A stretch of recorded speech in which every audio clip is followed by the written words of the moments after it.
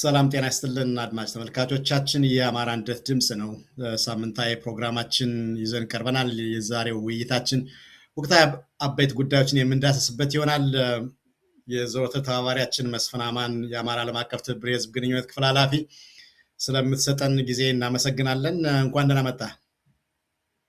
እንኳን ደህና ቆየኸኝ አስከብር። ስለጋበዝከኝ አመሰግናለሁ። እንግዲህ ያለንን እናካፍላለን። በጣም ጥሩ።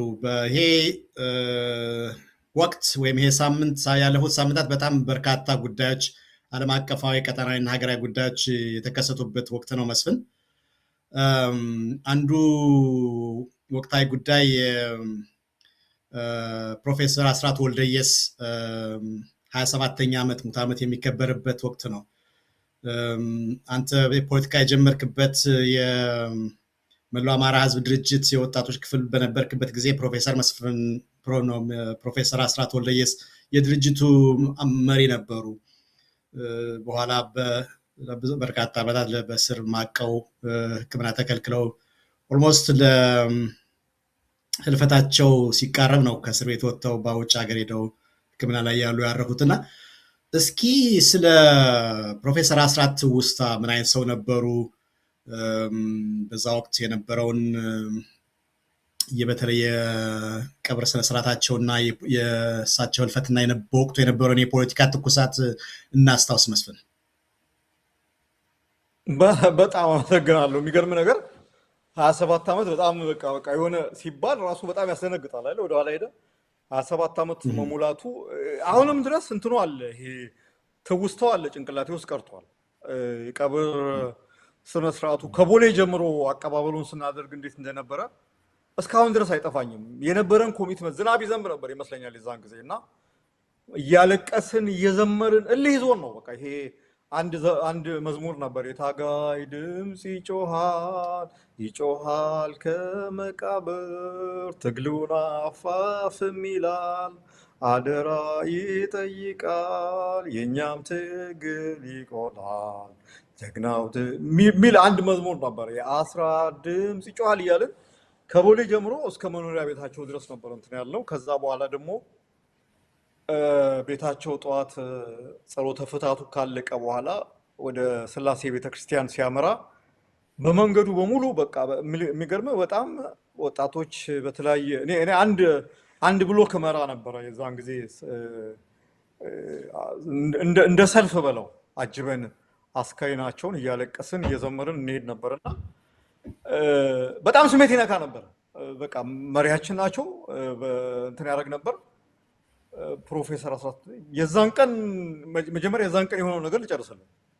የዛን ቀን እንደዛ እያለቀስን እያዘንን አስራት አልሞተም ትግሉ ይቀጥላል እያልን ነበር የቀጠልነው። ያኔ በጣም ትልቅ መሪም ማጣት የሚያክል ከባድ ነገር የለም። እኔ ሁሌ የሚመጣልኝ የሚመስል ያን ጊዜ እነዚህ ፓለስታይኖች አንድ መሪ ወይም ደግሞ አንድ ታጋይ ሲገድልባቸው ትዝ ይላል አይደል? ወጥተው እንደሚቀውጡት ሀገሩን በጣም እንደሚያደርጉት እና እኛም እንደዛ ነበር ያደረግነው የነበረው። ስላሴ ቤተክርስቲያን ነበር የተቀበሉት። እዛም ላይ በጣም በሚገርም ሁኔታ በስሜት ሆነን ነበረ እንትን ያለው። ለመጀመሪያ ጊዜ በነገራችን ላይ ሰው ሲሞት ያየሁት ያኔ ነው።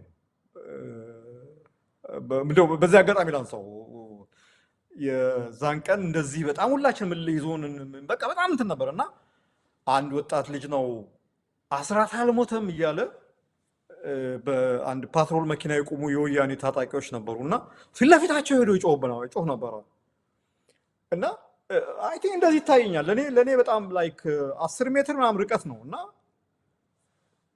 የሆነ ደፍ ሲል ምናምን ነገር ሰማሁ። የሆነ የጥይት ድምፅ ነው እና ከዛ በቃ ልጁ ወጥቶ ጥምልምል ማለት በጣም ከባድ ነው አገላለጹ። ብቻ ሲወድቅ አየው እና ዞር አለና ችናልና ቆምን።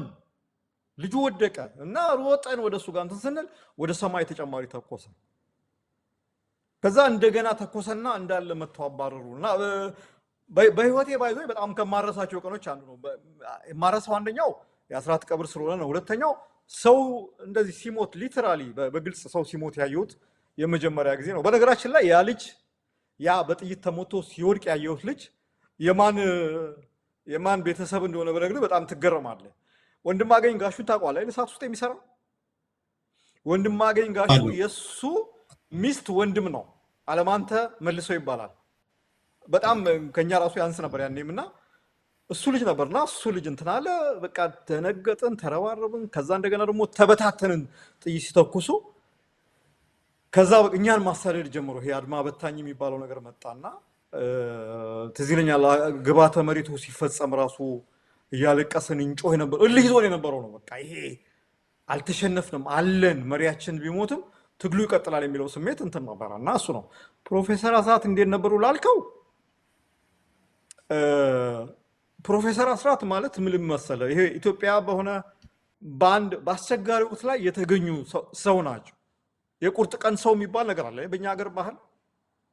በቃ ይሄ የተባለ ኢትዮጵያ አለ የተባለ ምሁር አለ የተባለ አዋቂ ምናምን ሁን ዘግቶ ጥግ ይዞ ግራ ተጋብቶ ጥግ በያዘበት ወቅት ብቸኛ ድምፅ ሆኖ የወጣ ሰው ናቸው ፕሮፌሰር አስራት። ፊት ለፊት ወጥተው ነው እንትን የሚገርም ነገር እኮ ነው የምልህ። አሁን እሳቸው ክብራቸው ምናምን እንዲያውም አንድ ነገር ሰማ ነበረ። ይሄ አላሙዲ የሚባለው ሰውዬ ፖለቲካውን ተውና በግሎ ራሱ የሚያስተዳድሩት ሆስፒታል ክፈትሎት ብሏቸው እምቢ ብለውት እምቢ ያሉ ሰው ናቸው። በጣም ትልቅ እንትን ያሉ ናቸው። አንዳንዴ እንደ እንትንም ተቀይረው ነበር። አሁን በሙያቸው በዚህ በሰርጅን በሕክምና ሙያቸው ፕሮፌሰር አስራት አንድ ሰው ያክማል ሲባል ፕሮፌሰር አስራት መተው ካላከሙኝ አልድንም ብለው ሰዎች ያምኑ ነበር። በፖለቲካ ደግሞ አመራራቸው በጣም ካሪዝማቲክ ናቸው። ካሪዝማቲክ ናቸው። በጣም ቆራጥ ናቸው። ምን አንዳንድ ሰዎች ግትርነት ሊሉት ይችላሉ። እኔ ግን በጣም እንትን ነው በቃ የሚያስፈልገው ነገር ነው። በቃ አንድ ነገር አስራት ይሄ ነው ካሉ ወደኋላ መመለስ የለም። መለሳለስ ምናምን የሚባል ነገር የለም። የፈለገ ላይክ አንድ ሰው ፊት ለፊታቸው መሳሪያ ደግነው አስራት ይሄን ነገር ተናግሩ ቢላቸው ተኩስ ይላሉ እንጂ አይ መሳሪያ ፊት ለፊቴ ስላለ እሱ የሚፈልገውን እናገራሉ የሚሉ መሪ አልነበሩም። እና በአመራር ካሪዝማቲክ ናቸው። በጣም ፋዘር ነው የምንላቸው እኛ እዛ የነበርን ጊዜ እኔ አስታውሳለሁ። ከኛ ጋር የነበሩ አንዳንድ ሲጋራ የሚያጨሱ ልጆች ነበሩና እሳቸው ሲመጡ ራሱ ሲጋራውን በቃ ይደብቁት ነበር ነገር እና ይሄ አላ አይደለ ፋዘርሊ ፊገር እንደዛ አይነት ሰው ነበሩ። በትግሉም ውስጥ እንትን ነው። በተለይ አሁን የማሃድ ስብሰባዎች ላይ ስፒች የፖለቲካል ስፒች ምን እንደሆነ ባይዞ የተማርኩት ከሳቸው ነው። ከሳቸው ነገር አለው። ሌላም ነገር አንድ የተማርኩት ነገር አንደኛው ይሄ ፖለቲካ ስፒች ምን እንደሆነ ነው። አሁን ደብረ ብርሃን ላይ ያደረጉት ንግግር ወደ 10 ምናምን ገጽ ነው 20 ገጽ 10 ምናምን ገጽ ታትሟል። የሚገርም ስፒች ነው። በቃ ታሪክ አለው፣ ፖለቲካ አለው፣ ስለ ወደፊቱ ይናገራል። በደንብ አድርገው እንትን ብለው እና በደንብ አሁን አንዳንድ ሰዎች እሳቸውን የሚተቹ የነበረው አስራት ቀዶ ጠጋኛ ሐኪም ነው ፖለቲካ ውስጥ ምን አገባው ምን ያውቃል ምናምን ይላል። የሚገርም ያን ንግግር ስታየው ያኔ አሁን ያለው የአማራ ፖለቲካ ከዛሬ 27 ዓመት ከዛሬ 30 ዓመት በፊት ገብቷቸው አማራው ትጥቅ መፍታት የለበትም ነው። የደብረ ብርሃኑ ንግግር ካየኸው ያ ነው። አማራው ትጥቅ መፍታት የለበትም፣ ሌሎች ባልፈቱበት ሁኔታ አማራው ለምን ነው ትጥቅ የሚፈታው? አማራው ለምንድን ነው ጥቃት የሚፈጸምበት የሚል ነው። በቃ የዛሬ 30 ዓመት ነው ደብረ ብርሃን ላይ አጤ ዘርዓ ያዕቆብ አደባባይ ያደረጉት ንግግር አሁን ያለውን ፖለቲካ ፕሪዲክት ያደረገ ንግግር ነው። እና በጣም ይገርመኛል እሳቸው አሁን ስፒች ሲያደርጉ ምናምን እዛም ደብረ ብዙ ጊዜ ማን ነው ተግባረ አዳራሽ ውስጥ የሚያደርጉ ነገር ነው። ሌላው አንድ ወቅት ላይ እኛ ጎረምሶች ነበርና አንድ ስብሰባ እሳቸው የሚመሩ ስብሰባ ነበርና ትንሽ የሆነ እሳቸው ለመመሪያ ሊሰጡ ለመሸምገል ነው አክቹአሊ የመጡት እና እዛ ላይ እኛ ትንሽ ጎረምሶች ነንና ሐሳቡ የቀረበው ሐሳብ አልተስማማንም እና እኔና አንድ ጓደኛዬ ጥለን ወጣን እና በጣም ተቆጥተው ተመለስ ምናምን ነገር አሉ እና ተመለስ ተቀመጥ ምናምን ነገር ስብሰባ ጥሎ መውጣት ምን እንደሆነ ብታውቅ ኖሮ እንደዚህ አታረግም ምናምን ነገር አሉና በስንተኛው ቀን ቢሮአቸው አስጠርተው ስብሰባ ጥሎ መውጣት ምን እንደሆነ ስቴትመንት ነው አሉ። በቃልህ በጽሁፍ ምናምን ባገልጸውም ረግጠ ስብሰባውን ረግጠ መውጣት ዲናውንሴሽን ነው። የሚገርም ትምህርት ነው። በህይወት እስካሁን ድረስ እንትን የሚለኝ ነገር የሚገርም ትምህርት ነው ያስተማሩኝና ፕሮፌሰር አስራት የሚገርም አይነት እንትን ናቸው እና ቆራጥነታቸው ይሄ የአማራ ኢንተሌክቹዋል የምትለው በአጠቃላይ ሀገሩ በዛን ጊዜ አንዳንዱ ለወያኔ እድል እንስጠው የሚል የነበረበት አንዳንዱ ደግሞ ፈርቶ ዝም ባለበት ሰዓት እንግዲህ አስራት ወልደየስ ፊት ለፊት ወጥቶ ማለት ነው። ብዙ ዝርዝር አለ። አንድ ወቅት ላይ ትልልቅ የቀዳማዊ ኃይለ ሥላሴ የደርግን ባለስልጣን የነበሩ ሰዎችን እስቲ አማክሩን ድርጅቱን ትንበል አሉና በነገራችን ላይ እዛ ላይ እኔና አንድ ጓደኛዬ እሱ ቪዲዮ አንሺ ነው እኔ መብራት ያዥ ነበርኩኝ የቪዲዮ ሲነሳ መብራት ይያዛል እና አሁን ጥሩ አድርጋችኋል አሁን ለስለስ በሉ ቀዝቀዝ አድርጉት ምናምን ነገር ከነሱ ጋር ተለሳለሱ እንደው ለመግባባት ሞክሩ ምናምን አሉና እኔ አስራት ወልደየስ አንዴ የተፋውትን ምራቅ መልሻልስ ምናምን ብሎ ሲናገሩ የሚገርም ነገር ነው በቃ ማለት የኛ ስራ መብራት ማብራትና ካሜራ ማንሳት ነውና ስቴትመንቱ እስካሁን ጭንቅላቴ ውስጥ ተቀርጾ እንትን ያለ ነውና ፕሮፌሰር አስራት እንዲህ አይነት ሰው ነበሩ በዛው ተመሰለኝ በጣም አመሰግናለሁ መስፍን አይ ቲንክ ጊዜ ወስደን ከማዕድ መስራቾች አንጋፋ አባላት እና በዚህ በ27ኛ ዓመቱ መታሰቢያ ከሚያዘጋጁ አካላትም ጋር ጊዜ ፈልገን እንደዚሁ ፕሮግራም የማቅረብ ጥረት እናደርጋለን ወደ ሌላው ወቅታዊ ጉዳይ በዚህ ወቅት በ1997 ምርጫ የተደረገበት ወቅት ነው ሌላ ምርጫ ደግሞ ዝግጅት አለ በዛ ምርጫ ወቅት እኔ እናንተ ባንድ ሁኔታ ውስጥ ነበርን የነበረው የህዝብ መነሳሳት የህዝብ ተሳትፎ የህዝብ ተስፋ ምርጫ ፕሮባብሊ በኢትዮጵያ ታሪክ ውስጥ የመጀመሪያው ህዝብ ያሳተፈ ተስፋ የተጣለበት ትልቅ ምርጫ ነበር ማለት ይችላል አሁን ደግሞ ምርጫ ህዝቡ ላይ ምንም አፒታይት የለም መንግስት ደግሞ የምርጫውን ሌጂቲሜሲ እና ተሳትፎ በዓለም አቀፍ መድረክ አሳፋሪ እንዳይሆንበት በባንኮች የኢትዮጵያ ንግድ ባንክ ሳይቀር እና ዩኒቨርሲቲዎች እጃቸውን አስገብተው ከመንግስት ጋር ምርጫውን ለማካሄድ ጥረት የሚያደርጉበት ወቅት አለ ይሄ ሁለቱ ተቃርኖ እና እንድምታው እንዴት ታያለህ መስፍን በጣም አመሰግናለሁ አስከብሬው አስታውሳለሁ አንተም የምርጫ ታዛቢ ነበርክ የ97 ላይ እንትን ላይ እኔ ደግሞ የምርጫ ታዛቢዎች አስተባባሪ ነበርኩኝ እና የኔ ስራ የነበረው በየምርጫ ጣቢያው እየዞሩ ታዛቢዎችን እንዴት ነው ጥሩ ነው ወይ ጥሩ ሄደው እያሉ መከታተል ነበርና አንድ ምናልባት አስቂኝም አስገራሚም ነገር ልንገርዛ ላይና አንድ ጊዜ እኔ ምርጫ አስተባባሪ የነበርኩበት ኤሪያ አራዳ የሚባለው ኤሪያ ነው ይሄ ወረዳ 2 እና ወረዳ 17 ፒያሳና 4 ኪሎ አካባቢ ማለት ነውና አንድ አይ ቲንክ ወደ ወረዳ 14 4 ኪሎ አካባቢ ነው አንድ ቀበሌ ሲሄድ አንድ በቃ በጣም ደስ የሚሉ ሽማግሌ ጺማቸው ደስ ይላል በቃ እዚህ ጋር እንድትን ብሎ ጸጉራቸው ደስ ይላል ማምን ነገርና የታዛቢ ወንበር ላይ ተቀምጠዋልና እዚህ ጋር ታዛቢ የሚል ተቀምጠዋልና በጣም ደስ አሉኝ እና የኛን የቅንጅትን የምርጫ ታዛቢዎች ተመለከትኩና እኚህ የሀገር ሽማግሌም ናቸው ምናምን እንዴት ያሉ አባ ደህና ኖት ወይ እንደው በጣም ኪሪየስ ሆኜ እንደው ለመጠየቅ ዋጉቼ ምን እያደረጉ ነው አልኳቸው ምርጫ እየታዘብኩ ነው አሉኝ አዎ ምርጫው ምን እንዳይሆን የሚታዘቡት እንዳይሰረቅ አልኳቸው አሉኝ ምርጫው ምን እያደረጉ ነው ምርጫው ምን እንዳይሆን የሚታዘቡት ስላቸው እንዳይሰረቅ ነው የሚታዘበው አሉኝ ከዛ ግን ቢሰረቅ ምን ያደርጋሉ ስላቸው ያው ታዘባለሁ ምን አደርጋለሁ ልጄ ማማረኝ እና ልጄ የኔ ስራ መታዘብ ነው ቢሰረቅ መታዘብ ነው ማለት ነውና እሱ ነገር እንትን የሚያደርገው ነው የዛን ቀን የነበረው ትውስታ ከጧት ላይ ከሌሊቱ በኢትዮጵያ አቆጣጠር ከሌሊቱ 11 ሰዓት ጀምሮ እስከ ምሽቱ 6 ሰዓት እስከ ሌሊቱ 6 ሰዓት ድረስ በቃ መዞር ነበር አንድ ቲዮሪ አንድ እንትን አለ ሃይፖቴሲስ ወይም ደግሞ እንትን አለ ይሄ የአፍሪካ ህዝቡ ለምርጫ ብቁ አይደለም ለዲሞክራሲ ገና ዝግጁ አይደለም አልደረሰም የሚል እንትን አለ የዛ ቀን ግን የኢትዮጵያ ህዝብ በተለይ በኢትዮጵያ በመላ የኢትዮጵያ ህዝብ ያሳየው ነገር አፍሪካ ህዝብ ለምርጫ ለዲሞክራሲ ምናምን ዝግጁ አይደለም ከዛ ያለፈ ችሎታ እንዳለው የሚያሳየው ህዝቡ እድል ቢሰጠው ምን ማድረግ እንደሚችል ያንን የነበረውን ቲዮሪ ዲስፕሩቭ ነው ያደረገው በነገራችን ላይ እኔ ያየሁት ነገር እሱ እውነቴን ነው በጣም ዘ ሞስት ኢሞሽናል ሞመንት እሱ ነው የታገልነው ለዛ ነው አይደለ ስልጣን ለመያዝ አይደለም በነገራችን ላይ እኔ አሁንም የምታገለው እንደዛ አይደለም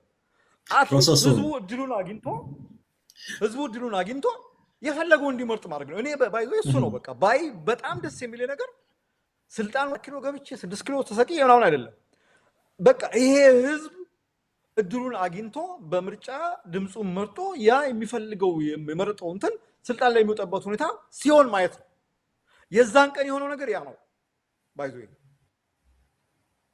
ብዙ ታሪክ አለው ኢህአዴግ ሚስካልኩሌትድ አድርጓል እነመለስ በተለይ ያኔ የኢትዮ ኤርትራ ጦርነት ካለቀ በኋላ የቲፒኤልኤፍ በውስጥ ክፍፍል ከተፈጠረ በኋላ ምናምን እና ደግሞ የምዕራባውያኑ ምናምን ነገር በቃ አሁን ስልጣንን ኮንሶሊዴት አረጋግተሃል፣ እስቲ ደግሞ በምርጫ ሞክረው ብዙ ይወዳል የሚል እንትን ነበር እና ሚስ ካልኩሌት አድርጎ ነው እንትን ያደረገው። በቃ ምርጫ ላይ ብንቀርብ የኢትዮጵያ ሕዝብ በብሔር ተከፋፍሏል፣ የኢትዮጵያ ናሽናሊዝም የኢትዮጵያ ብሔርተኝነት የሚባለው እንትን ብሏል፣ ለምርጫ ዝግጁ አይደለም የመሳሰሉት ነገሮች እንትን ብሎ ነገሩን በተወሰነ መልኩ ነው ባይዞ በደንብም አይደለም ገርበብ አድርጎ የከፈተው። ፖለቲካ ማለት ያው አጋጣሚ እድል ሲፈጠር ያን እድል መጠቀም ነው። ቅንጅት ደግሞ በአጋጣሚ ባይዞ ቅንጅት ራሱ ተዘጋጅቶበት አይደለም ምርጫ ውስጥ የገባው፣ አጋጣሚው ነው አጋጣሚውን እንዲጠቀም ያደረገው እና አጋጣሚውን ተጠቀመበት። ሲጠቀምበት ነገሩ አንዱ ነገር በአንዱ ነገር ላይ ሲነባበር አንዱ ነገርን ሲፈጥር የምርጫው ሙቀት በጣም ሌላ መልክ ያዘ ማለት እና የምርጫው ክርክር የምናምኑ በኢትዮጵያ ታሪክ አንፕሬሲደንትድ ነው። ከዚህ ቀደም ሆኖ የማያውቅም ከዚህ በኋላም ሆነ የማያውቅ እንትና ነው ያባረው እና ያ ሆነ የሚያዝያ 30ዎቹን ሰልፍ ታውቃቸዋለህ ምናምን ነገርና የምርጫው ዕለት እንዳልኩ ጠዋት ተነስቼ እንትን አልኩ፣ ደከመኝ፣ በጣም ኤግዞስት አድርጌ ነበርና ግን በቃ ሁለት ስልክ ነበረኝ፣ ሁለት ሞባይል ነበረኝ እና ሁለቱን ስልክ አስቆምጬ ከየምርጫ ጣቢያዎች ስልክ ይደውልኛል። ተንሽ እኮ ነው በእንቅልፍ ልቤ ነው። አሁን ይሄ እንደ እንትን እናውራው እንደ ኢንተርቪው ሳይሆን እንደ በግልጽ እንትን ነው እና ማመን ነው የሚከብደው። በቃ ሲመጣ ይደውላል፣ እዚህ ቦታ ላይ እንደዚህ ምናምን ፐርሰንት 99 ምናምን ፐርሰንት አሸነፍናቸው ከየቀበሌው የሚመጣ ማመን ማለት ድካሙ አለ። ይሄ ደግሞ የምሰማው ዜና ደግሞ አለ። በቃ ምንም እንትን አይልም። ከሁሉ የሚገርመኝ ወረዳ 14 ቀበሌ 17 የሚባል መሰለኝ ይሄ የቤተ መንግስት ጀርባ ያለ አንድ ቀበሌ አለ።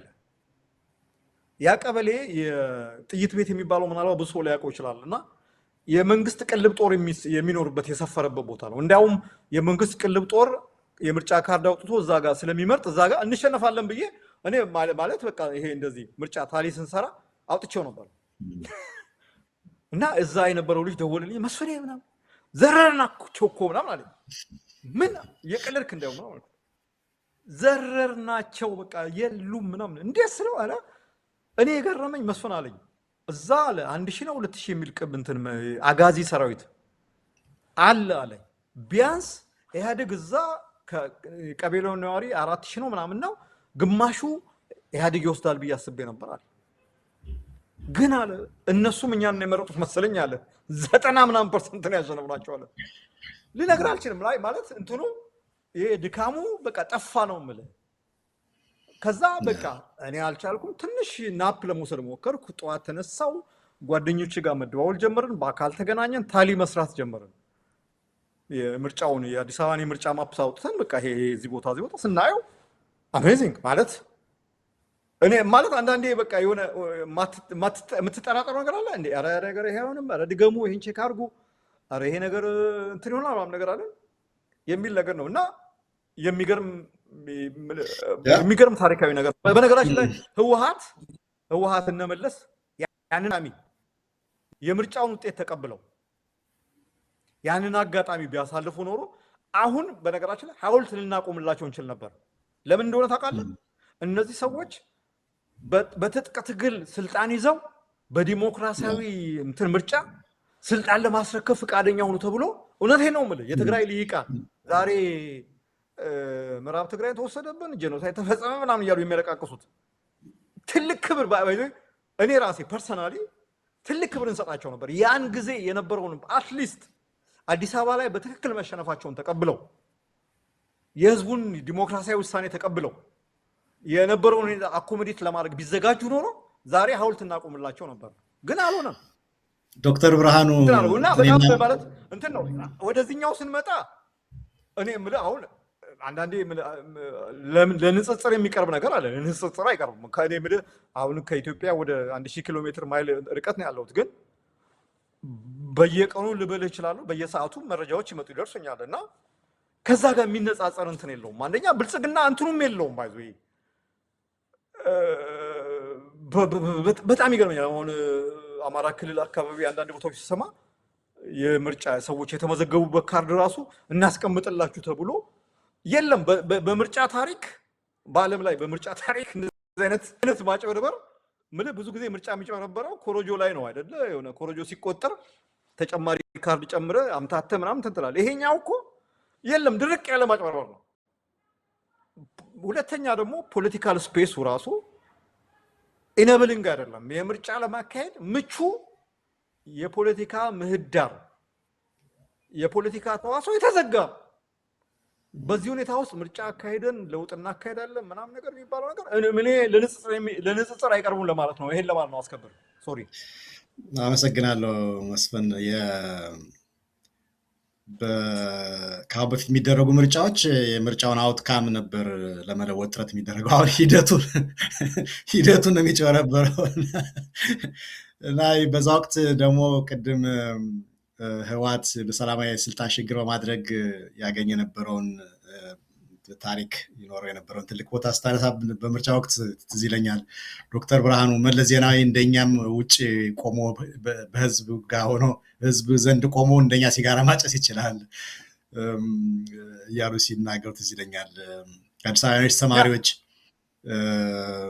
ሞቢላይዝ አድርገን አዲስ አበባና ሰሜን ሸዋ ጎጃም ድረስ ታዛቢዎችን ልከን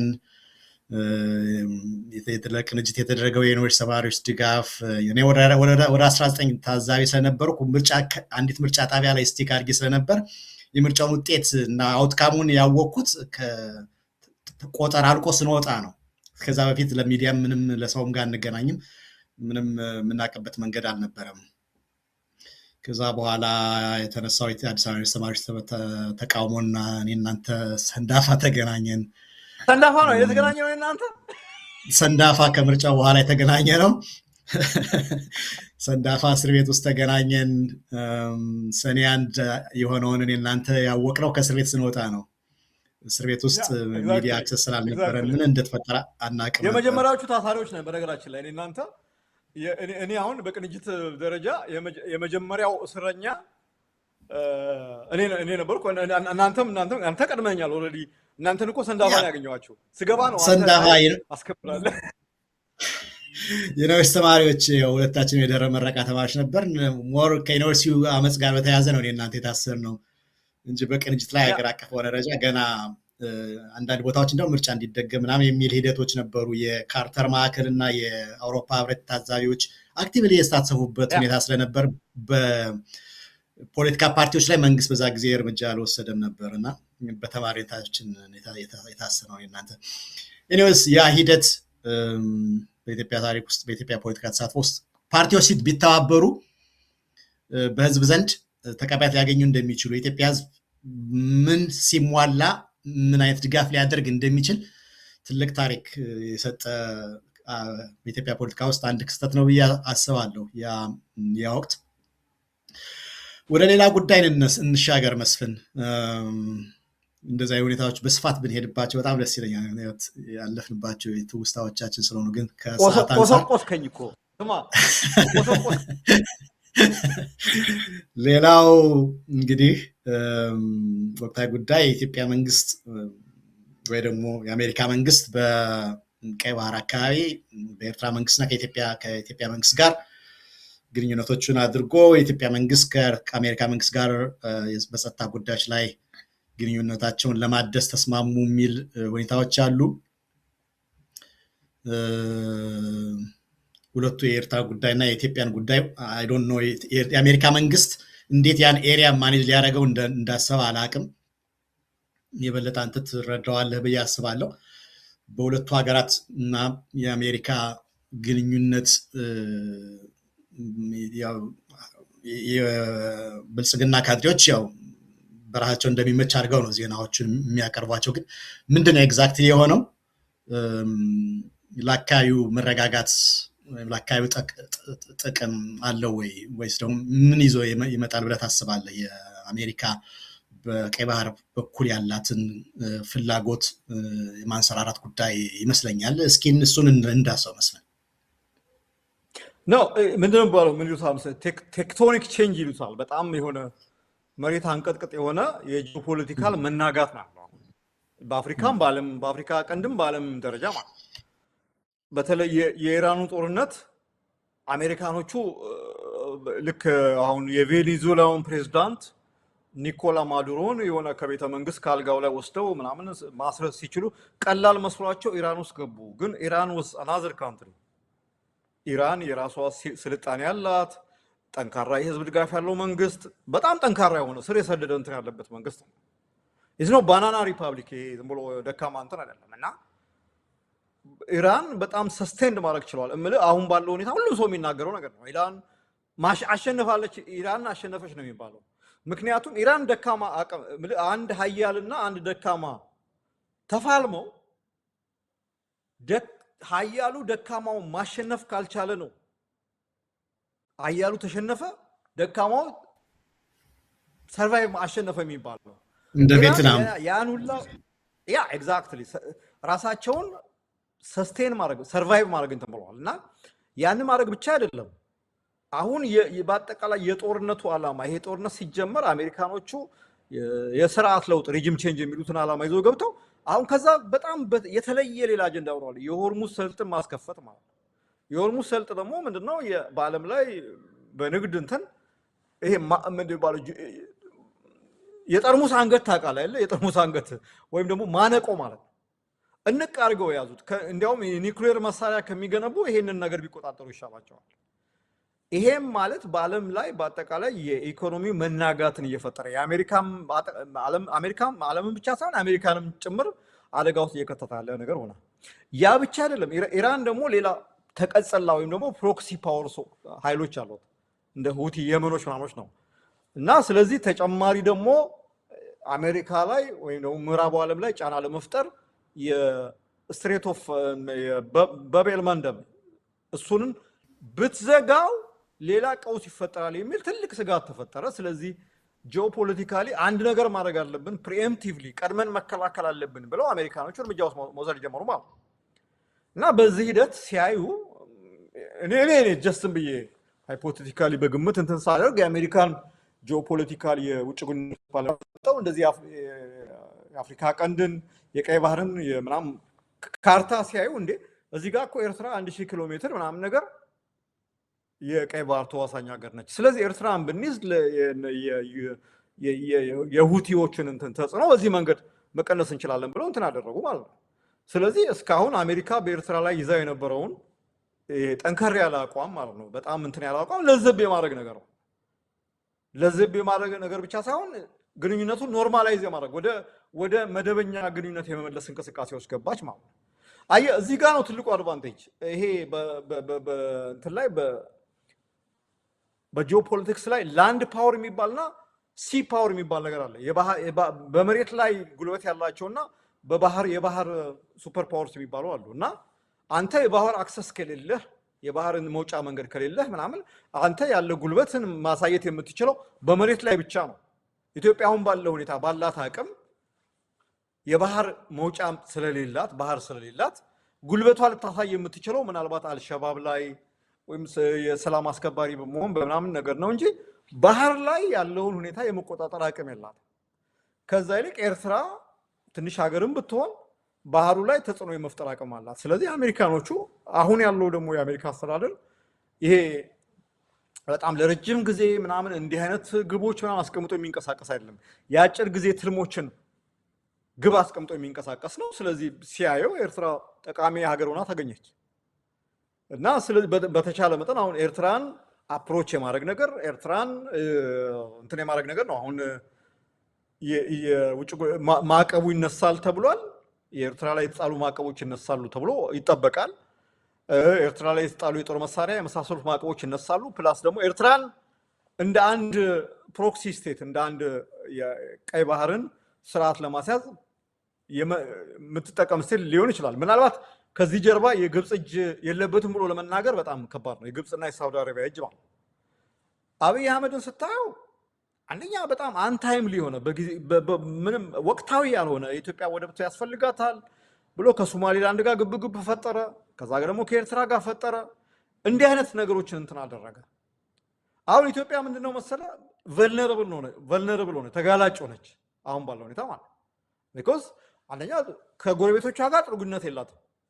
ከሌላ ሀያላኖቹ ጋር ደግሞ አሁን ያላት ግንኙነት በጣም እንትን ነው። ተፈላጊነቷ በጣም ሆነስትሊ 130 ሚሊዮን ህዝብ ያለው ሀገር በአፍሪካ ቀንድ የአንከር ስቴት በጣም ወሳኝ ስቴት የሚባል ሀገር አሁን ባለው ሁኔታ በጣም ኢሬሌቫንት ሆኗል። ምክንያቱም ውስጣዊ መረጋጋት የሌለው መንግስት፣ ውጪ ደግሞ የውጭ ግንኙነቱ ደግሞ አንፕሪዲክተብል ይሄ ነው ተብሎ ሊገመት የማይችል መንግስት እንትን ነው እና በጂኦፖለቲካ ላይ አንዳንዴ ሳይዝ የቆዳ ስፋት የህዝብ ብዛት ብቻ አይደለም ማተር የሚያደርገው ሲግኒፊካንስ የሆነ ጠቃሚነቱ እንትን ነው የሚባለው እና በዚህ የተነሳ አሁን የአሜሪካ ፖሊሲ በኤርትራ ላይ ከተቀየረ በኢትዮጵያም ላይ ይቀየራል ማለት ነው። ምክንያቱም ሁለቱ ሀገሮች የሆነ ራይቫል የሚጋጭ የጂኦፖለቲካል ኢንተረስት አላቸው ማለት ነው።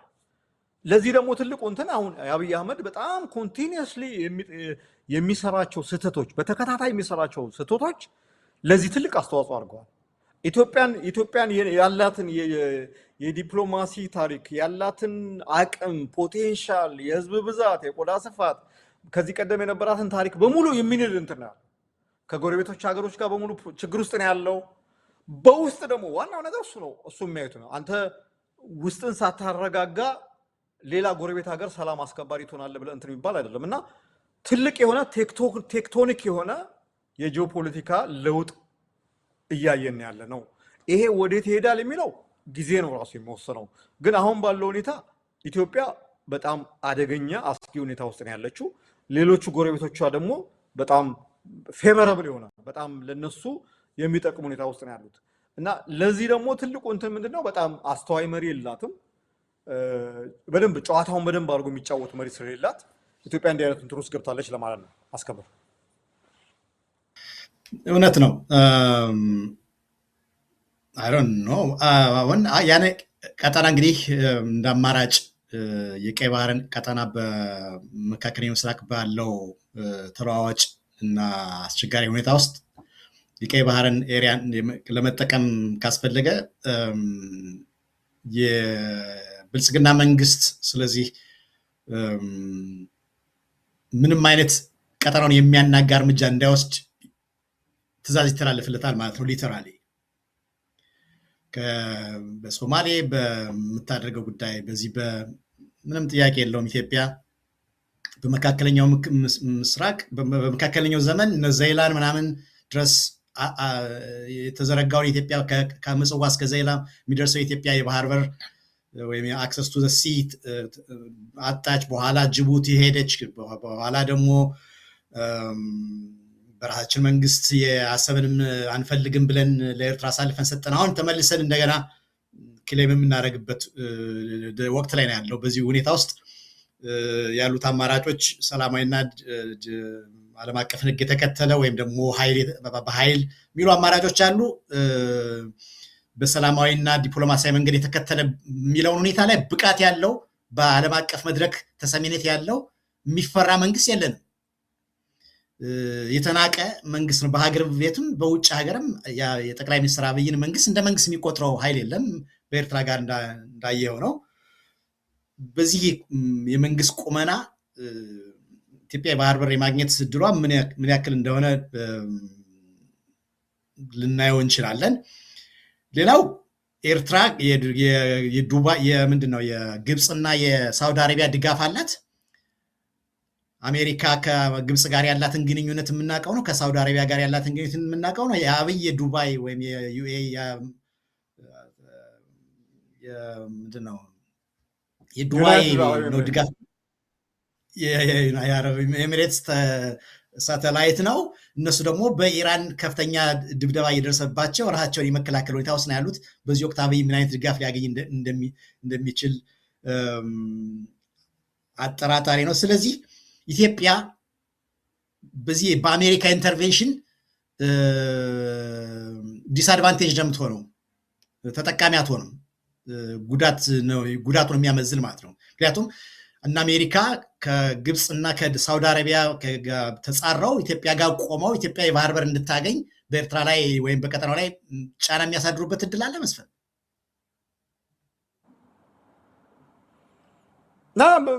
የለም። ለዋይ ለምን ምን ይጠቀማሉ?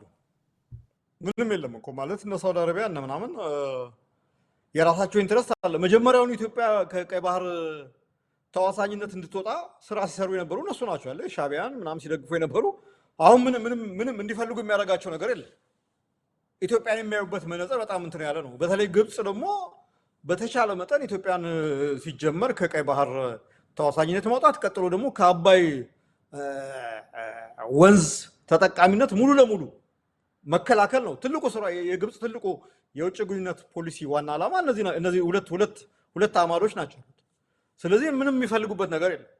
የነሱ ሎቢ የነሱ የቅስቀሳ በተለይ አሜሪካ መንግስት ላይ ያላቸው ተጽዕኖ ይሄን ነገር በነሱ በሚፈልጉበት መንገድ ያስኬደዋል ማለት ነው። ግን ምን መሰለህ እንደዚህ ነገር ሊፈጠር ይችላል፣ ሁሉ ጊዜ ይፈጠራል። አሜሪካኖቹ ፖሊሲያቸውን በሆነ መንገድ ሊቀይሩ ወይም ደግሞ በሆነ መንገድ ሊቃኙ ይችላሉ። በጣም ወሳኙ ነገር ግን አንተ ያለህ አመራር ነው። የጂኦፖለቲካ ሁኔታውን በደንብ አንብቦ በደንብ ተረድቶ ጥቅምና ጉዳቱ መዝኖ አመዛዝኖ በተለይ ባለሙያዎችን ያካተተ ግምገማ አካሂዶ ይሄ ይጠቅመኛል፣ ይሄ ለዘላቂ ጥቅሜ እንትን ነው የሚል መሪ ወይም መንግስት ሲኖር ነው። አሁን ኢትዮጵያ ውስጥ ያለው መሪ ምን አይነት ነው ብለን ስናስብ ግን ፐርሰናል ሪሌሽንሺፕ ነው። አብይ አህመድ የዩናይትድ አረብ ኤሚሬትስ የአረብ ኤሚሬቱ መሪ መሐመድ ቢንላደን ወንድሜ እና ወንድሜ አጎቴ ልጅ ምናምን እያለ በቃ ተራ ፐርሰናል ነገር አደረገው። ዩናይትድ አረብ ኤሚሬትስ ደግሞ ምንድነው ያላት ኢንተረስት ሲባል በቃ አፍሪካ ቀንድ ላይ ከሆነላቸው ሰፊ የሆነ የእርሻ መሬት ይፈልጋሉ። ከሆነላቸው ሰፊ የሆነ አፍሪካ ቀንድ ሪሶርስ መበዝበዝ ይፈልጋሉ ምናምን ነገር። ካልተሳካ ግን ቀላል ነው ለነሱ፣ ጥለው ነው የሚሄዱት። ኢንቨስት ያደርጉብሃል፣ የማታዋጣ መስሎ ከታያች ጥለው ነው የሚሄዱት። እንደ ኢትዮጵያን የምታክል ሀገር 130 ሚሊዮን የሚጠጋ ህዝብ ያላት ሀገርና ዩናይትድ አረብ ኤሚሬት ወደ ስንት ነው? 8 ነው 7 ሚሊዮን ህዝብ የሚኖርባት ሀገር አስቡ። እና በጣም የሚገርም የዲፕሎማሲ መኮስመን ነው። አሁን ማነው ዳንኤል ክብረት አንድ ቃል ፈጥረው ነበር። የዲፕሎማሲ መግደን ነው ከፍታ የሚሉት አንድ ቃል ፈጥረው ነበር። ኖ ኢትዮጵያ አሁን ባለው ሁኔታ በዲፕሎማሲ የኮሰመነችበት ወቅት ነው። ምክንያቱም አትሊስት የአሜሪካ ፕሮክሲ ብትሆን ይሻላት ነበር። የአረብ ኤሚሬት ሰከንድ ሌየር ሱፐር ፓወር ተላላኪ ከምትሆን ማለት ነው። እነሱም ደግሞ እኮ ዛር ኖት ፕሪዲክተብል ብዙ ነገሮች እኮ ቫሊዎቻችን በእሴት በጣም አንጣጣም። በጂኦፖለቲካል ኢንተረስቱ እንትን ላይ ማንጣጣም ነን። የተባበሩት አረብ ኤሚሬት በየሀገሩ እየገባ ማተራመስ ጥቅም መፈለግ ምናምን ነው። አትሊስት አሜሪካኖቹ የተሻለ ነገር ነው ለኢትዮጵያም 110 ዓመት ይሆናል አሁን የአሜሪካና የኢትዮጵያ ዲፕሎማቲክ ሪሌሽንሺፕ። በጣም ያንን ቫልዩ ዋጋ ይሰጡታል። ያንን ዋጋ የሚመጥን ግንኙነት ማድረግ ነው የሚሻለው። እና አሁን ግን ወርደን በቃ በዚህ ደረጃ ነው ያለው። እና አብይ አህመድ የማይሆን ቁማር ውስጥ ገብቶ ያንን ቁማር አይ ቲንክ የተበላ ነው የሚመስለኝ። እኔ ምንም እንትን የለም። ኢትዮጵያ መጥላት አይደለም፣ በነገራችን ላይ እውነት ስለሆነ ነው የምናገረው። ኢትዮጵያ አሁን ባለው የጂኦፖለቲካል ቁማር ጌም ውስጥ ቁማር ተበልታለች። ቁማር ደግሞ የተበላችው በአብይ አህመድ ሚስካልኩሌሽን የስሌት ስህተት የተነሳ ነው። አብይ አህመድ የማይሆን ስህተት የስሌት ስህተት ውስጥ ገብቶ ኢትዮጵያን ቁማር አስበልቷል። በተቻለ አሁን ባለው ሁኔታ ኢትዮጵያን በዙሪያዋ በጠላቶች ወዳጆች ሊሆኑ በሚገባቸው ግን አሁን ጠላቶች በሆኑ ሀገሮች እንድትከበብ አድርጓታል። አንዳንዶቹ ነገሮች አላስፈላጊ የሆኑ ነገሮች ናቸው። አሁን ወደብ አመጣለሁ የሚለው ነገር ታይምሊ እዚህ ወቅታዊ ነው። ኢትዮጵያ እንደ ሀገር መጀመሪያ ራሷን ቆማ ውስጧ ማረጋጋት ይችላል። ወደብ እፈልጋለሁ ወደ አመጣላችኋለሁ የሚለው ነገር እና የኔ ድምዳሜ እሱ ነው። ኢትዮጵያ በዚህ በቁማሩ ተበልታለች፣ ተሸንፋለች። ይሄ ነው ማለት አንዱ ሚስ ካልኩሌሽን ስትል ይመስለኛል የፕሪቶሪያውን ስምምነት ማለት የፈለክ ይመስለኛል። እሱ ወደ መጨረሻው ነጥባችን ያንደረድረኛል። መስፍን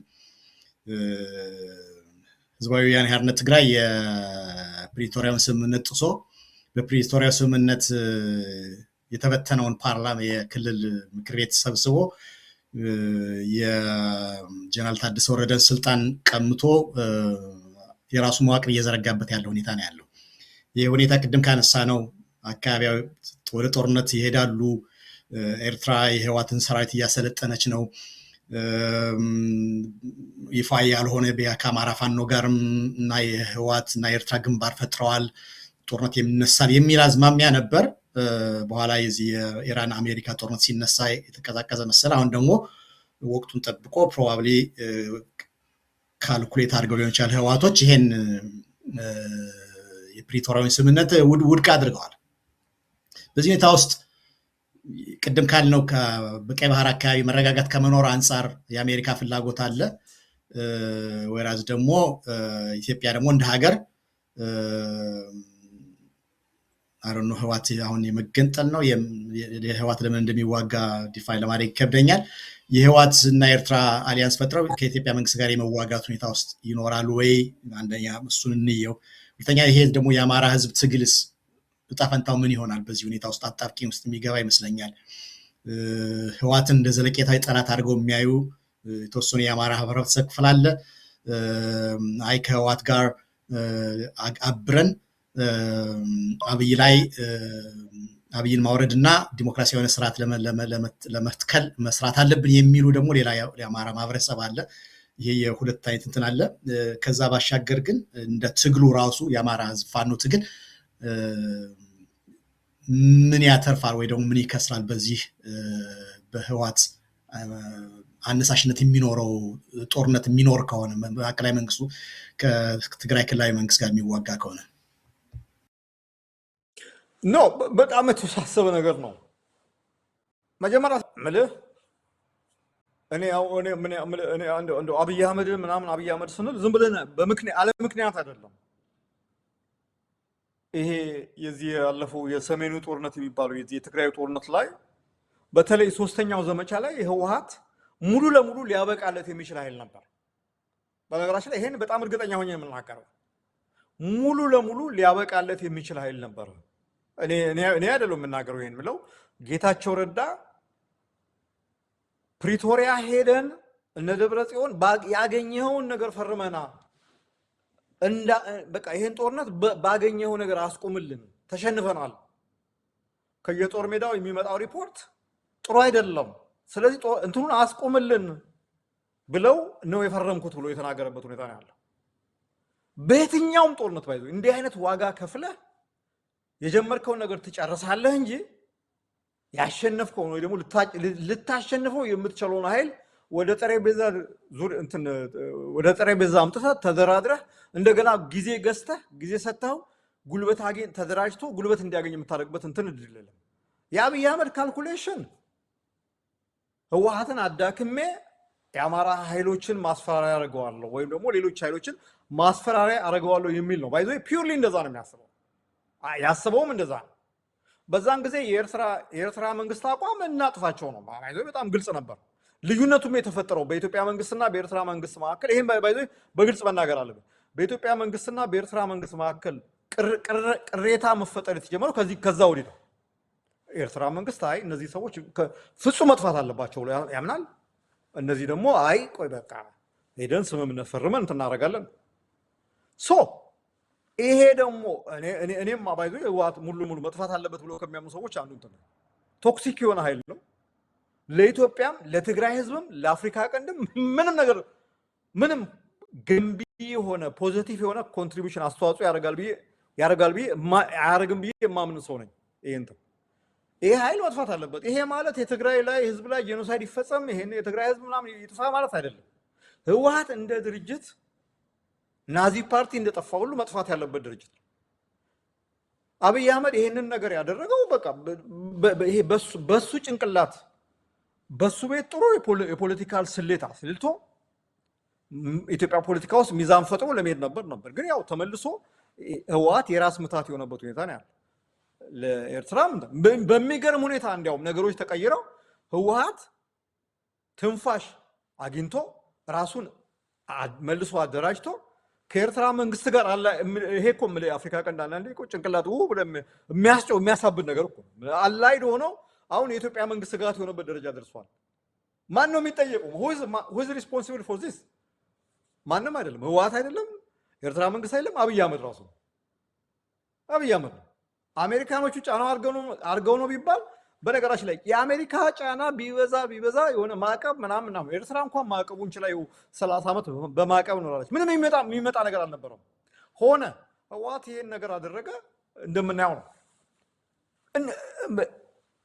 እኔ አይደለሁም አሁን እኮ በነገራችን ላይ አሁን ሰሞኑን እንዲያውም እነ ጀነራል ጻድቃን ጀነራል ሳሞራ የኑስ ስለ ፓርቲው ሲናገሩ ምናምን ነገር እየሰማን ነው። ይሄ ቶክሲክ የሆነ ፓርቲ ነው። በጣም መኖር የሌለበት ፓርቲ ነው። ግን ያው ነፍስ አግኝቶ አሁን ጭራሽ የአብይ አህመድ አፈቀላጤ ዳንኤል ክብረትን ብሎታል እኮ። እውነቱን ነው። ህወሓት መጥፋት አለበት ብሎ በዚህ እንስማማለን። ግን ምንድነው መሰለ አሁን ነገሮች ተቀያይረው በአጠቃላይ የዛን ጊዜ በ2020 21 22 የነበረው አስተላለፍ የሚገርም ነገር እኮ ነው። አንዳንዴ ሌሎች ዓለማት ውስጥ እንደዚህ አይነት ሁኔታ መፈጠሩን አላውቅም። ግን የአፍሪካ ቀንድ ፖለቲካ ለሞት የሚፈላለጉ የነበሩ ኃይሎች አላይ ተባበሩና ሌላውን ደግሞ ሲያጠቁ ማየት በአፍሪካ ቀንድ ብቻ የሚሆን ነገር ነው። አሁን ህወሓት ከኤርትራ መንግስትና ከፋኖ ጋር አላይድ ሆኖ የኢትዮጵያ መንግስት ደግሞ በአንድ ሳይድ ሆኖ እየተፋለሙ ያለበት ነገር አለ እና ህወሓትና ሻዕቢያ መንግስት መሰረቱ ደርግን በጋራ ጣሉ። አሁን ባለው ሁኔታ ጦርነት አይቀሬ ነው። ይሄ ኤስካሌሽኑ ይሄ የነገሮች መክረር የፖለቲካ ጡዘቱ ምንም የማይቀር ነገር ነው። ምክንያቱም አሁን ሁለቱም ኃይሎቹ ኤርትራም በቲፒኤልኤፍ መካከል ያለው ዝግጅት ያለው እንትን ስታየው ምናምን ነገር የመንግስት ጀነራሎቹ የሚሰጡትን ሪቶሪክስ ፉከራ ምናምን ስታይ ጦርነት የማይቀር መሆኑን ታውቀዋለህ። እና በጣም ውስብስብ የሆነ ሁኔታ ነው ያለው። የአማራ ፋኖ ከዚህ ምን ማድረግ አለበት ሲባል በጣም ጥንቃቄ ማድረግ ነው ያለበት። በነገራችን ላይ የአብይ አህመድ ጥላቻ እንዳያሳውረን እኔ አሁን ብዙ ሰዎች ጋር የምከራከረው እሱ ነው። አብይ አህመድን መጥላት አንድ ነገር ነው። ነገር ግን ህወሓት የሚባለውን ድርጅት ደግሞ በሌላ መንገድ ማየት በጣም ልናስብበት የሚገባ ነገር ነው። በነገራችን ላይ አሁን ያለው የአማራ ህዝብ የገባበት ቀውስ የገባበት በሙሉ መከራ ምናምን አርኪቴክቱ፣ ዲዛይነሩ፣ ቀራጺው ምናምን ህወሓት ነው። ህወሓት ደግሞ አሁን ባለው ሁኔታ ተቀይሯል ብዬ አላምንም። ተቀይራ ያለውም ራሱ አላለም። ይሄ ባላለበት ሁኔታ ገና ለገና አብይ አህመድን ይጠላል። አብይ አህመድን ጋር እንትን ውስጥ ገብቷል። ትንሽ ተተኳሽ ይሰጠናል ብለን እንትን የምናደርግ አይ ቲንክ ችግር ውስጥ እንገባለን ብዬ ነው የማስበው። በጣም ጥንቃቄ ማድረግ። በነገራችን ላይ እንደዚህ አስተሳሰብ ውስጥ ለምን እንገባለን? የአማራ ህዝብ እኮ በጣም እኮ 40-50 ሚሊዮን የሚጠጋ ህዝብ እኮ በጣም ትልቅ ህዝብ እኮ ነው። ህወሓት እንኳን ህወሓት ባይደግፈውም እኮ ትግሉን አካሂዶ ትግሉን እንትን ማድረግ የሚችል ህዝብ ነው። እኔ አንዳንዴ ይገርመኛል። አንዳንድ ሰዎች አይ በቃ ተዋቸው ከነሱ ጋር አላይ ሆነን እንደዚህ ምናምን እንዴ ከነሱ ውጪ ሆነን የአማራን የህልውና ትግል ግብ ማድረስ እንችላለን የሚል እምነት አለኝ። እኔ በራሳችን የሆነ ራስ መተማመን መፍጠር ነው ያለብን። አይ እነሱ ምናምን ነገር እና እኔ ይሄ በጣም በጥንቃቄ በሚዛን ሊታይ የሚገባው ነገር ነው። ምክንያቱም ህወሓት አሁንም የሚጠይቀው ጥያቄ ምዕራብ ትግራይ ነው። አሁንም የሚጠይቀው ጥያቄ የተወሰዱብንን መሬቶች ማስመለስ ነው። ከማንም አይደለም እነዚህ መሬቶች የሚጠይቀው ከአማራ ነው። በነገራችን ላይ እኔ በጣም ይገርመኛል። የዛሬ 7 ወር 8 ወር አካባቢ የህወሓት ሶሻል ሚዲያም ፖለቲከኞችም ሻዕቢያ ወረረን የአማራ ፋኖ ወረረ ምናምን ሲሉ ነበር። አሁን ሻዕቢያ የሚባለው ነገር ለእንትንም የለም አይነሳም። አሁን የሚነሳው ምዕራብ ትግራይና የአማራ ኃይሎች የወረሩብን ግዛት የሚባለው ነገር ነው ያለው። እና በነገራችን ላይ ይሄ እዚህ ላይ በጣም ጥንቃቄ ያስፈልጋል። እንደው በቃ እንትን ነው እነሱም አብይን ይጠላሉ፣ እኛም አብይን እንጠላለን። ስለዚህ ኮመን የጋራ ጠላት አለን። በዚህ የጋራ ጠላት ላይ መነሳት አለብን የሚባለው ኢትዮጵያ ፖለቲካ ውስጥ ሁሉ ጊዜ ዋጋ ያስከፈለን ያስበላን። አብይ አህመድ ባይዞ እንደዛ ነው የሆነው። አብይ አህመድ በ2018 ወደ ስልጣን ሲመጣ ሁላችንም እኮ የተቀበልነው ህወሓት የሚባል ጠላት፣ ህወሓት የሚባል ሴጣን አለ። ይሄ ደግሞ አናውቀውም እኮ ምን አጀንዳ እንዳለው አናውቅም። ህወሓትን ይገፋልን በቃ ይሄ ነው አዳኛችን ሙሴያችን ምናምን ብለን አጨብጭበን ተቀበልነው። ስልጣኑን ኮንሶሊዴት ካረጋጋ በኋላ ዘትሩ ትክክለኛ ማንነቱ የአብይ አህመድ ትክክለኛ ማንነቱ ወጣና የኛን እያርገበገበ ነው እየለበለበን ያለበት ሁኔታ ያለው እና ሰው በታሪክ 3-4 ጊዜ ተመሳሳይ ስተት ተመሳሳይ ጥፋት አይሰራምና በደንብ ማሰብ አለብን። ሁኔታዎች ተለዋዋጭ ናቸው። እኔ የምለው የአማራ በራሱ ሰልፍ ኮንፊደንስ የራሱ ሰልፍ ኮንፊደንስ ማዳበር መቻል አለበት። ይሄን ትግል በራሱ አንቀሳቅሶ በራሱ ጉልበት በራሱ ሀብት በራሱ ህዝብ ድጋፍ አንቀሳቅሶ በነገራችን እኔ ይቻላል የሚል እምነት አለ። ይቻላል እንደው ይሄ እንደው አምኖት ናይቭ ወይም ደግሞ ይሄ ዝም ብሎ እንትን አይደለም።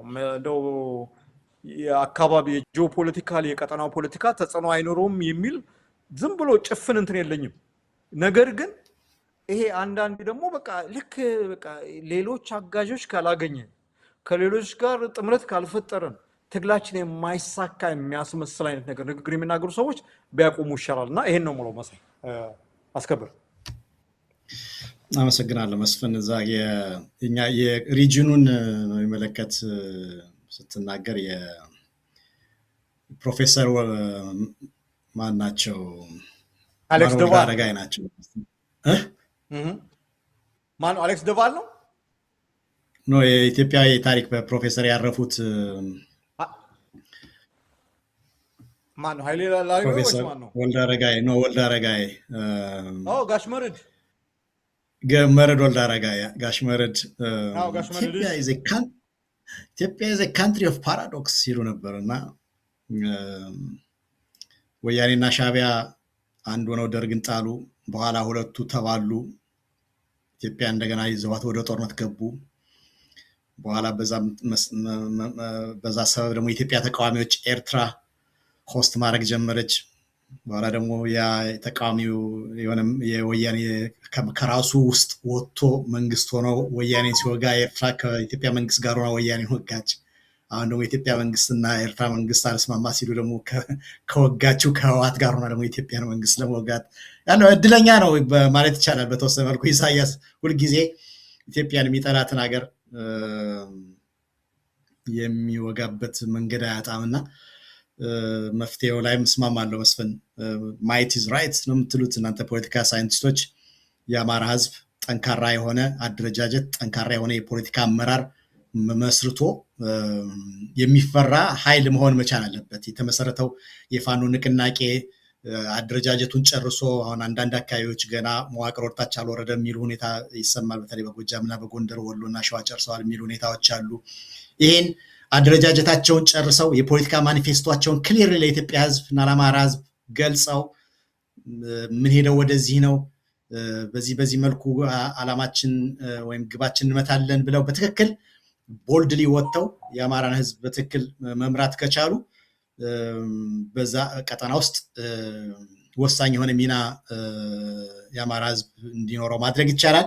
የአማራ ህዝብ ዲሞክራሲያዊ የሆነች የአማራ ህዝብ ዲስአድቫንቴጅ የማታደርግ ኢትዮጵያን መፍጠር ይቻላል። ዋናው ነገር ራስን ማጠንከር ነው በሚለው ድምዳሜ እስማማለሁ። መስፍን ሰዓት ይገድበናል። የዛሬውን ወቅታዊ አበይት ጉዳዮችን ምናልባት አሁን ያልከው ላይ ነው የውስጥ ጥንካሬ ከማንኛውም ድጋፍ ከማንኛውም ትብብር የበለጠ በጣም ወሳኙ እሱ ነው። በኋላ ነው የሚመጣው። አንተ እኮ የውስጥ ጥንካሬ ሲኖር ነው ሌሎች አጋሮች ምናምኖች የሚመጡት። ስትጠነክር ነው እነዛም እንተባበር አብረን እንስራ ብለው ሊመጡ የሚችሉት። አንተ ሳትጠነክር አንተ ውስጣዊ አንድነት ሳይኖር በአውራጃ በመንደር ተከፋፍለ በምናም በትንሽ በውሃ ቀጠነ ምናምን ነገር ጸጉር እየተነጠቅ እየተወዛገብክ የምትከፋፈል ከሆነ ከሌሎች ጋር የምትፈጥረው ትብብር ወይም አላያንስ የሌሎች ተቀጽላ ወይም ዳግማዊ ብአዴን መሆን እንጂ ነፃ አውጪ መሆን አይደለም። የውስጥ ጥንካሬ በጣም ወሳኝ ነው። እዚህ ላይ መሰራት አለበት። ይሄ ታሪካዊ ኃላፊነት ነው። በነገራችን ላይ አሁን ያሉት የፋኖ መሪዎች ታሪክ የጣለባቸው ኃላፊነት አለ። ይሄ ትውልድ ይሄ የአማራ ጄኔሬሽን የገጠመው በጣም ፈተና አለ፣ የህልውና ፈተና ማለት። ይሄንን ፈተና እንዲወጡ ታሪክ ወደ መድረክ የጠራቻቸው መሪዎች ናቸው። ጥያቄው እነዚህ ሰዎች ይሄንን ዓላማ ከግብ ያደርሳሉ አያደርሱም? እንዳልኩት በየመንደሩ እየተልኮሰኮሱ የጥቃቀነ የውሃ ቀጠነ ፖለቲካ የማይረባ ትራሽ ነገር ውስጥ እየገቡ እንትን የሚሉ ከሆነ ያ ታሪክ የሰጣቸውን ኃላፊነት አይወጡም፣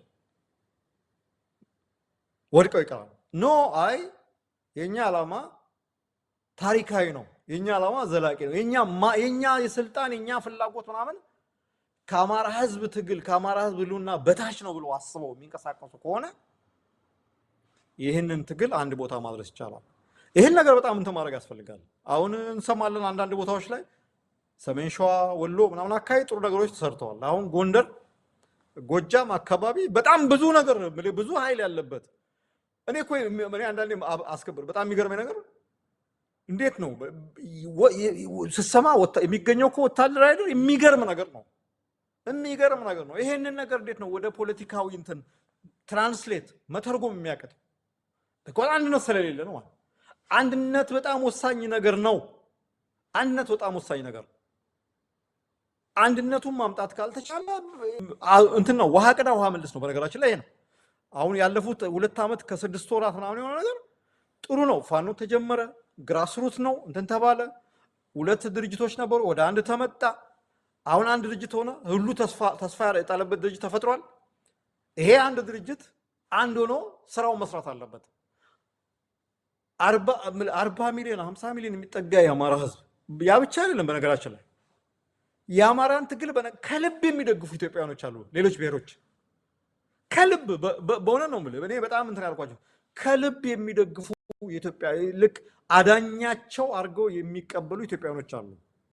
የእነሱንም ተስፋ መቅጨት አያስፈልግም። ስለዚህ በደንብ እንትን ማድረግ ያስፈልጋልና ይህን ስራ ሰርቶ መራመድ ያስፈልጋል። እንደምናየው ነው። አንድ አስተማሪ ያለኝ የአፍሪካ ቀንድ ፖለቲካ ሆርን ኦፍ አፍሪካ ፖለቲክስ ያዕቆብ አርሳኖ የሚባል ታውቀዋለህ አይደለ? ፕሮፌሰር ያዕቆብ እና ሁሉ ሲያስተምር ይላልና the horn of Africa is politics in the horn of Africa is always fluid and dynamics and unstable. ሁሌም እንትን የሚልብኝ ነገር እሱ ነው። once you are a friend another time and next day you are an enemy ምናምን የሚል እንትን ይሰጠኝ ነበር። ምን እኔ ድሮ እሱ ነገር ዝም ብሎ ንድፈ ሐሳብ ቲዮሪ ብቻ ይመስለኝ በደንብ አሁን እያየሁ ነው ያለው ነገር። ያ የፋኖ ትግል ዝም ብሎ አየር ላይ የሚካሄድ ትግል አይደለም። በዚህ አይነት የጂኦፖለቲካ አውድ ውስጥ የሚካሄድ ትግል ነው። ጂኦፖለቲካው በተቀየረ ቁጥር ወይ አንተን የሚጎዳ ወይ አንተን የሚጠቅም ነገር ሊመጣ ይችላል። ስለዚህ በደንብ አድርጎ አስቦ በደንብ አድርጎ አስልቶ አስፍቶ ከመንደር በላይ አስቦ መታገል ያስፈልጋልና እኔ ይሄንን ጮታችንን ቢሰሙና አንድ ነገር ቢያደርጉ ጥሩ ነው ለማለት ነውና ይሄ ነው አስከበር። በጣም አመሰግናለሁ መስፍን። ጥሩ ማጠቃለያ ነው የሰጠን ለአድማጮቻችንና ተመልካቾቻችን። ከፕሮፌሰር አስራት ወልደየስ 27ኛ ዓመት የህልፈት ህይወታቸውን ተነስተን 97 ዳሰን የምስራቅ አፍሪካን እና አሜሪካን ግንኙነት እና የአማራ ህዝብን ትግል በመዳሰስ ቋጭተናል። ተመልካቾቻችን የአማራነት ድምፅ እንዲህን አይነት መሰል ዝግጅቶች እንዲደርሷችሁና ለሌሎችም እንዲደርሱ ይህን ፕሮግራም በማሰራጨት ዩቲዩብ ቻናላችንን ሰብስክራይብ በማድረግ እንድትተባበሩን ጥሪያችንን እናስተላልፋለን። መስፍን ሁልጊዜም ጊዜን ሳትሳሳ ስለምትሰጠን በአማራነት ድምፅ አድማጮች ስም በጣም አመሰግናለሁ። የዝግጅት አዘጋጅ ያቀረብኩላችሁን ያስከብር ገብሩ ነበርኩ። በሌላ ተመሳሳይ ፕሮግራም እስከምንገናኝ አድማጮቻችንና ተመልካቾቻችን ጤና ይስጥልናለሁ። መስፍን በጣም አመሰግናለሁ። ጤና ይስጥልን። መልካም እግዚአብሔር ይስጥልኝ። ያስከብር። አመሰግናለሁ።